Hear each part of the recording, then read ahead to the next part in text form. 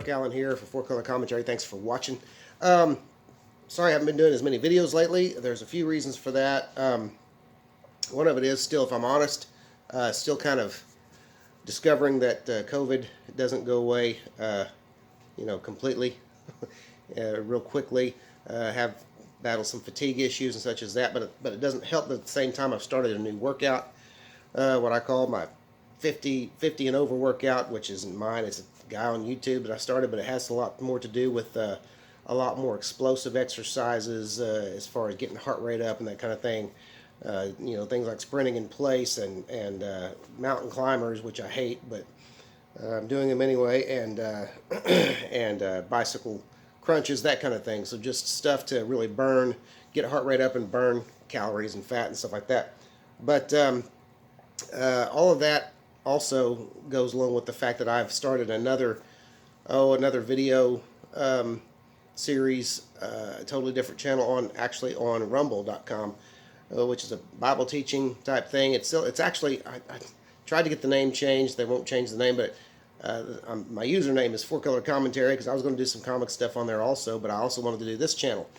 But my channel there is Sound and Steady, and I'm not trying to do any cross promotion or anything like that. I'm just telling you why I haven't been doing this as much. But it's anyway, new video channel on Rumble.com, and been putting a lot of time into that. But I do have quite a bit of things to show you, and some things that I've picked up lately, and I've been real happy about. One is, of course, I wanted to see what they did with Batman: The Dark Knight Returns on video. That's been out, of course, a few years, and the adaptation wasn't bad. It wasn't bad. It did remind me. It'd been years. It'd been at least a decade since I'd read the original story, and it did remind me how dark the story was. They were very true, though, to the story in a lot of ways, and some ways I'm glad they were. In other ways, I could have done with less being true to the story. But I mainly got, even if I never watched the animated feature again, the special features are awesome. Several documentaries on there, that's including Frank Miller's masterpiece, Frank Miller's The Dark Knight Returns, and Superman versus Batman: When Heroes Collide, Batman and Me, the Bob Kane story. So I mean, just those are worth what I paid for it. And then the other video I got is one that I got years ago and really liked, and got it, been wanting to pick it up again, found it cheap, and it is Batman Gotham Knights, and it is picked these both up at Vintage Stock, shout out. But it's a great, there's multiple animated versions on there, just for lack of a better way to say it, just different visions of the Batman, and they're all really entertaining. It's just a really good video, one of the best ever straight-to-video Batman productions of any kind ever. So a couple more shouts out. Now this one I mentioned last time. I want to mention it one more time because I think this has the feel of something that people would want. Again, if you're a retailer, if you haven't picked one up and your retailer still has some of these Eternals, Never Die, Never Win behind the scenes editions, and you haven't picked one of those up, do pick one of those up. I'm not saying for speculation prices or anything like that. However, if the series, and I understand issue 1 has already come out, I believe. I think I saw it at a Vintage Stock yesterday. But if it does take off, I mean, this is one of those things that's going to be hot. But why I bought it, it's not for that. It's for the fact that almost the entire story is in this beautiful, beautiful black and white sketched art, and it's just really amazing. I don't know, I'm not sure why Iron Man shows up in this Eternals comic, but he does there, and just the Iron Man, the art looks fantastic, and I'm still thinking of going back and buying issue 1 just to see what the colored process looks like, because I didn't look at it yesterday. But it's just a really neat. This is something that you wish they do for every comic before it comes out, every highly anticipated comic anyway. Just seeing the what I call the true art, the art off the board, if you will, off the artist's board. So if you if you find that, if you see one of those laying around, pick it up. Also, promotion wise, I found this at Hurley's Heroes in Joplin yesterday. Shout out. But Fantastic Four 2021 calendar. Looks like a comic book, okay? I'll get a better shot of it there, but when you open it up, it is, after you get past some ads, You have January, and I know January's almost over, but and of course, what else would you have but Fantastic Four #1? This actually is going to hang over there on the comics rack, on the comics shelves. Then you have February, and so you see how it goes. March, and so anyway, just a really neat way to keep track of 2021 with everyone's favorite foursome. So pick one of those up if you can, and or ask your comic dealer to hold one for you. And then just, I don't know, for those that are in the area who watch this channel, just so you know, ArtCon is. I thought they weren't going to do ArtCon this year in the O Show. They are doing ArtCon in the O Show this year, February 11th through the 13th. February 11th to the 13th. And I don't know most of these guests from Star Trek Discovery, Noah Averbach Katz. Don't know who that is. I don't watch Star Trek Discovery, but some of the comic related creators, guests, Michael Morecci, Andy Parks, Megan Levins, Charlie Kirkhoff, Jeremy Hahn, and Philip Hester, who I'm excited to see there because I've got a few things I hope to get signed by Hester. But anyway, so you know, it's going to be some free panels and such as that, and it's going to be a good time. Plus, there will be I'm anticipating comic dealers there and that kind of thing. There always are. So that's February 11th and 13th, ArtCon. If you're in the area or anywhere near the area, in the O Show, Missouri, and so anyway, that was I was excited to see that was going to go off this year. All right, I'll start with the comics, and I have picked up a couple of, as you know, I've been picking up some of the Walmart, stuff. I don't know. Let's see. I don't guess I've shared any of these before on Full Color Commentary, so I'll just go through both of them. The Walmart Marvel 3-packs. First of all, I saw this one, and this was Arthur Adams is my go-to variant cover artist. So when I saw this Fantastic Four #24, I went ahead and picked it up and took a gamble on whatever else was in the pack. But I like that cover. And look, I realize that these are a gamble. You're gambling when you get these Marvel 3-packs, especially at $8.98. But you know, sometimes a grab bag is fun. And now Agents of Wakanda #3. There's nothing going on with that. I told my oldest son after I did this video he could have that. I don't know. I'm not following any Black Panther related Marvels right now or anything like that.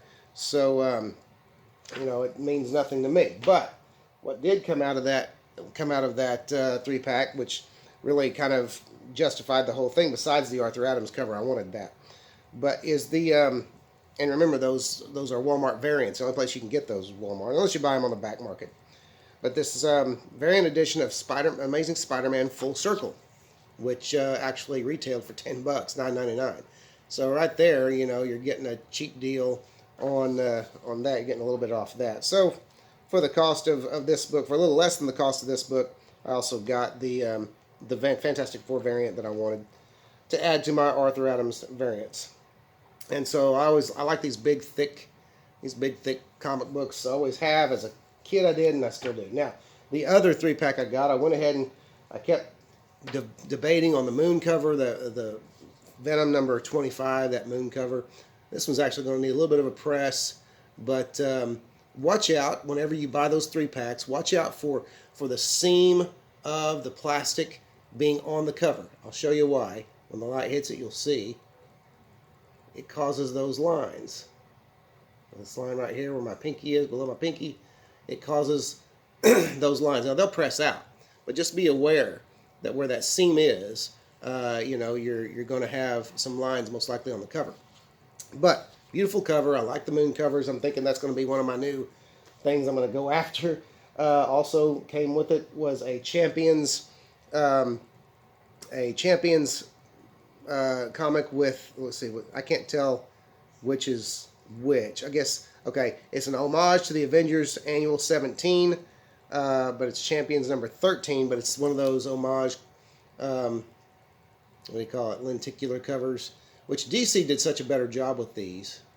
But that's decent and that's cool, and I like getting those. I like the lenticulars, and the Avengers ad on the back is very cool as well. Doesn't move quite as much, but I think I'm not sure it carries over the 3D effect. I'm not sure it carries over on video, but there is a very distinct 3D effect there. But anyway, so and then the another one that I got, the last one I got out of that 3-pack. And this one confuses me a bit because the back market being what it is, or the speculator market being what it is. Some people have this comic on eBay. They're asking, let's buy it now for like 40, 45 bucks. That up to that high. I saw one up there starting for an auction starting at $350 or $399 and not even a single bid on it. But it is a second print variant. It's a first cameo appearance of a character called Starling, I think. And it's Miles Morales Spider-Man number 5 with the variant cover. So I don't know what's going to happen with that. Like I say, I wanted the Venom Moon cover. The lenticular cover was gravy. And so I don't know. This is, it may turn into something. It may not. Depends on what happens with Starling. All right. So those being out of the way, dollar finds. I'm going to go through some very quickly. This is just a Mighty Marvel must-haves. Collects Wolverine Origin number 1, Startling Stories Banner number 1, Tangled Web number 4, Severance Package, and Cable 97. So just some good reading, some good bedside reading, that kind of thing. I've read Wolverine Origin number 1, Origin, all of it. I've read all of Startling Stories Banner. Never read Tangled Web. I'm hoping Tangled Web number 4 is a standalone, and that Cable 97 is a standalone. But anyway, just kind of picked it up. Probably go on the spinner rack for the boys. But I did pick up another issue. These are all dollar books, by the way. Did pick up another copy of Superman 123, the glow-in-the-dark cover. Now, not long ago, Night Tiger gifted me one of these because I had never found one in a dollar box. Well, you know what happens when someone gifts you something. All of a sudden, you start finding it cheap. So I bought that, and I thought, well, that'll be a nice, gift for someone or something like that. A-OK. There you go, Act of Kindness. Now, this is a series that I've never read. I remember it coming out in the 90s and being kind of interested in it, but the gimmick covers and a first appearance of a character, I believe, unless this character came out somewhere else before. But this is Aria, Volume 1, Number 1. This is the sketch cover, Michael Turner sketch cover, which that makes it worth everything.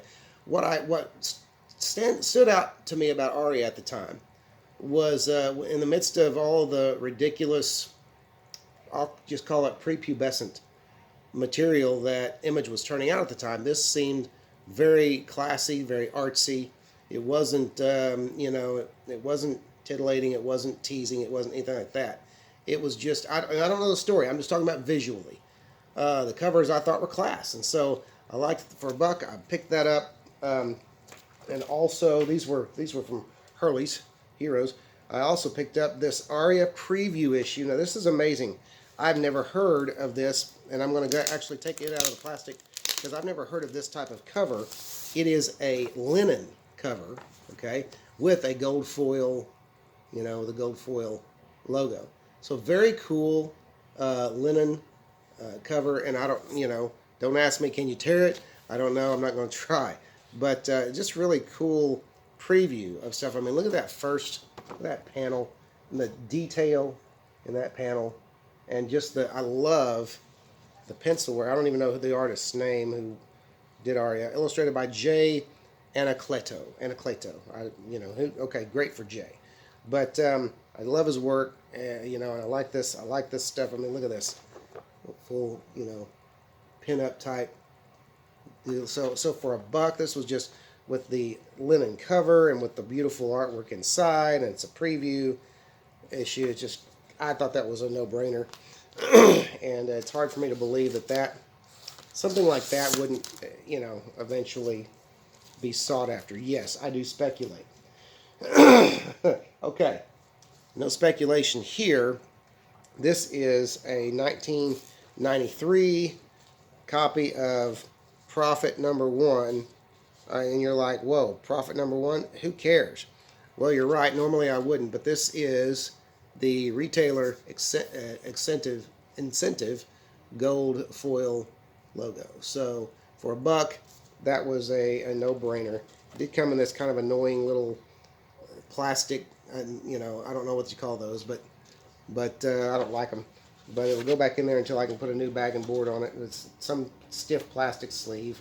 I know some people like those, especially for their uber collectible books. You know, I don't, but anyway. So, very cool find there, I thought, with the way I like my comics bling, and also it being a retailer incentive and all that kind of stuff. So, this next one is I got it because I'm trying to put this whole series together, mini-series together, because it was, I don't remember when this came out. I don't remember it being hyped, but 1985, number 2 of 6. I've come to find out recently that this is or just the last day or so, this is the first appearance of a character who can bring comic book heroes and Marvel heroes into the real world. Okay, so 1985, number 2 of 6, and so looking forward to putting that together. I love that cover though; it's just kind of a beautiful villains cover. Okay, these I bought. Now these you would rightfully say, Mark, what in the world? Why would you buy those? Well, again, speculation. It is total and complete. This is, of course, Youngblood number 3, but it's the first appearance of Supreme. It's a first appearance, dudes. It's you know, call it an affordable first, but it is definitely a first, and you know, so it's the first appearance of Supreme, and then Youngblood number 2, first appearance of Shadowhawk. So yeah, Shadowhawk, and so I thought, you know, for $1, you don't see those floating around just all the time in the cheap comics around here, and maybe I don't because that's not what I look for. But it just dawned on me. I was like, oh wait, those are first appearances, so why not buy them for $1, shove them in a box somewhere, and there you go. Next, I always liked these when they came out in the '90s, and in the '90s, this is circa 1998 and '99. But I was reading The Flash, you know, religiously in the '90s and really enjoying it. But this is The Flash 80-page giant number 1. Don't believe there's any significance about it. It's just these always had great stories, different writers, different artists. It was an anthology book, okay? And then The Flash 80-page giant number 2. So these were always just great fun, and so I bought those. But this next one, I got this because I had never seen it before, and I'll just admit to you, we are living in the age of first appearances. First appearances. I should say this as an affordable first, and I may still do it as an affordable first after I've read it. But there are 4 characters in here who are first time, nobody's ever seen until this book came out, and it's Shadowhawks of Legend, Image Comics. And so, I do know it's Jim Valentino art inside, at least some of it, and looking forward to reading it. I don't have a date for you, but as I take it out, let me point this out, that Jim Valentino, when Image Comics started, Jim Valentino was one of those guys who already knew how to do comics. And he was one of those, I know a lot of people will say that so they were luckiest to have Silvestri on board at the time because he was he's probably the best technical artist at the time, but just as far as knowledge of the business, I think from everything I understand, I think Valentino might have been the best thing that happened to that company. This is 1995, is what it. Yeah, 1995. But anyway, kind of cool. I love the cover. I loved the concept of the different Shadowhawks through time. You know, and so that I bought that totally totally for the read. But at the same time, you know, it's an affordable first. I'm sure I'll cover that one day. All right, or I may do an affordable first, image-centric kind of thing. All right, now this next bunch of comics, I began knocking out some runs. There is a run of comics that is just classic as far as I'm concerned. The JLA was done for the first time since probably the and I'm sorry, I don't know the writers, but the Perez era. I define eras by the artist. Since the Perez era. And But then Grant Morrison and Howard Porter got a hold of the Justice League. And their run, to me, unparalleled to this day. I don't care who's been on it, what level of creators you've had on it, unparalleled to this day. But anyway, I did go ahead. I already had a long since gotten issue number 1. While the series had finally, the series had cooled off a long time ago, but it was one of those series that seemed like someone was always looking to complete their run, or someone was always looking to get the run. And it's one of those books that stay strong. But I found in the dollar box issue number 2, 3, and I love these. They're worth it just looking at the covers, because Porter did the covers, obviously. 4, 5 talks about some of the new faces of. Let me getting a call. I forgot to turn on Do Not Disturb. There we go. Okay.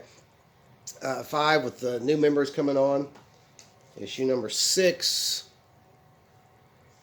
Number 7. I loved that Morrison introduced as a new character to the JLA Azrael.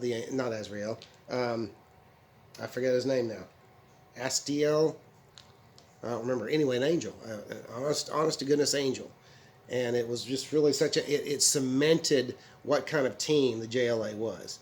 That they could have an angel in their ranks, So anyway, that was kind of cool. Number 8, with a stand-in artist here and there. This is Oscar Jimenez, who's a great artist. Number 9. Okay, that's also Jimenez doing that one. Porter was taking some time off. Number 10, Rock of Ages. Rock of Ages was a great little story within the series. 11 with the Joker and Lex Luthor on the cover. A professional wrestling fan coming out there. JLA number 12. JLA number 13. A lot of people collect these DC face covers, headshot covers. I don't. Does anybody out there collect those? Because that's a thing. Number 14. Culminated in a giant size. Number 15. Here. Rock of Ages Part 6. And then let's see, did I say number? Yeah, 15. Number 16, the new lineup. And I forget who all is included in that, so I can't wait to read that. I have number 17, which is the introduction of Prometheus. Great character, great villain, who basically beat Batman hand to hand. And JLA number 18 after that. 19, just a great run of JLA. And then I stopped there because those were all from Hurley's Heroes. Earlier, I had gotten at Vintage Stock a run of JLA because I knew I was trying to put together the whole run again, the Morrison Porter run. But I got this story because this was the most epic part of the entire. Okay, it's hard to say that. Maybe the most epic part of the entire run, and that was issues 28 through 31, the Crisis times 5, where the modern day JLA, they're working together with the modern day JSA, and you have a Superman, Captain Marvel, SmackDown, Superman, Shazam, SmackDown, there in number 29. Number 30, the great cover there with the JSA on there, on the JSA on the front of the JLA comic. And then number 31. All of this the story revolved around Jinn trouble with the genies. And so, anyway, great stuff. Can't wait to tear into it. And that's it. Hey, glad you were here.